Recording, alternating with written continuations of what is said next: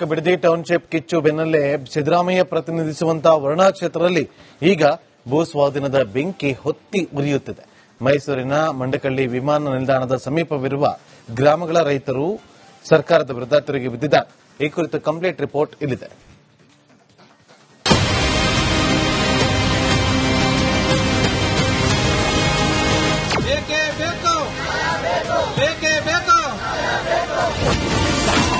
ಮಾಜಿ ಸಿಎಂ ಸಿದ್ದರಾಮಯ್ಯ ಕ್ಷೇತ್ರದಲ್ಲಿ ರೈತರ ಭೂಮಿಗೆ ಕನ್ನ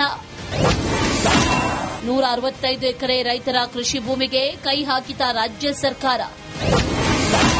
ಮೈಸೂರಲ್ಲೂ ಶುರುವಾಗುತ್ತಾ ಟೌನ್ಶಿಪ್ ಮಾದರಿ ಹೋರಾಟ.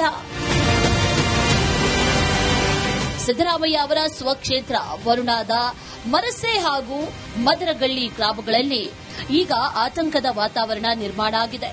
ಮೈಸೂರು ವಿಮಾನ ನಿಲ್ದಾಣಕ್ಕೆ ತೀರಾ ಹತ್ತಿರದಲ್ಲಿರುವ 165 ಎಕರೆ ಜಮೀನನ್ನು ಕೈಗಾರಿಕಾ ಪ್ರದೇಶವನ್ನಾಗಿ ಮಾಡಲು ಪ್ಲಾನ್ ಮಾಡಲಾಗಿದೆ. ಕೆಐಎಜಿಬಿ ನೋಟಿಫಿಕೇಷನ್ ಹೊರಡಿಸಿ ರೈತರಿಗೆ ಭೂಮಿ ಸ್ವಾಧೀನ ಮಾಡುವ ಕುರಿತು ನೋಟಿಸ್ ಕೂಡ ನೀಡಲಾಗಿದೆ. ಇದೀಗ ಮೈಸೂರು ರೈತರು ಸಿಡಿದೆದ್ದಿದ್ದಾರೆ.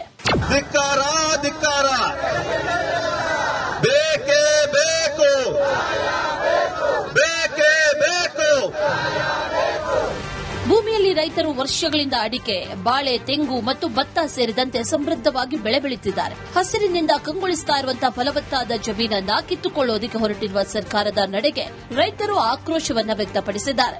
ಬೆಂಗಳೂರು ಸಮೀಪದ ಬಿಡದಿ ಟೌನ್ಶಿಪ್ ಮಾದರಿಯಲ್ಲೇ ಮೈಸೂರಿನಲ್ಲೂ ಈಗ ಬೃಹತ್ ಹೋರಾಟದ ರೂಪುರೇಷೆ ಸಿದ್ದವಾಗುತ್ತಿದೆ.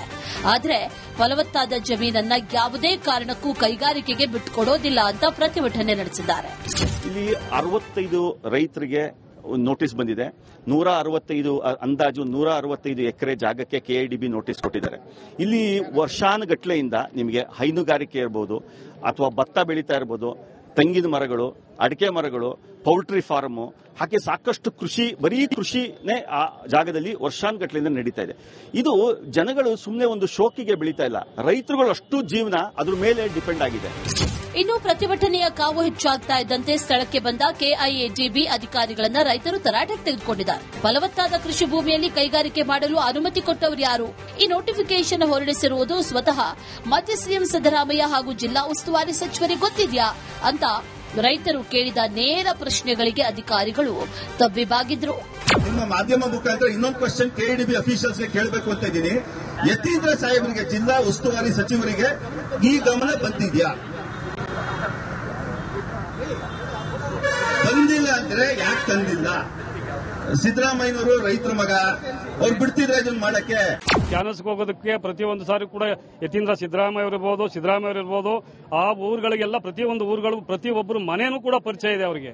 ಯಾಕೆಂದ್ರೆ ಆ ರೀತಿ ಪರಿಚಯ ಇರೋರು ಇಷ್ಟು ವರ್ಷದಿಂದ, ಇದು ರಾಜರ ಕಾಲದಿಂದನೂ ಕೂಡ ಈ ಊರುಗಳಿದೆ. ಅಂತ ಊರುಗಳನ್ನ, ಗ್ರಾಮಗಳನ್ನ ಒಕ್ಕಲೆಬ್ಸೋದಕ್ಕೆ ಎಷ್ಟು ಸರಿ ಅಂತ ನಾವು ಈ ಒಂದು ಮಟ್ಟದಲ್ಲಿ ನಾನು ಹೇಳಕ್ಕೆ ಇಷ್ಟಪಡ್ತೀನಿ. ಒಟ್ಟಿನಲ್ಲಿ ರೈತರ ಈ ಹೋರಾಟ ಮುಂಬರುವ ದಿನಗಳಲ್ಲಿ ಇನ್ನಷ್ಟು ತೀವ್ರಗೊಳ್ಳುವ ಮುನ್ಸೂಚನೆ ಸಿಕ್ಕಿದ್ದು, ಸರ್ಕಾರ ಈ ನೋಟಿಫಿಕೇಷನ್ ಹಿಂಪಡೆಯುತ್ತದೆಯೋ ಇಲ್ಲವೋ ಅನ್ನೋದನ್ನ ಕಾದು ನೋಡಬೇಕಿದೆ. ಬೇಕೇ ಬೇಕು.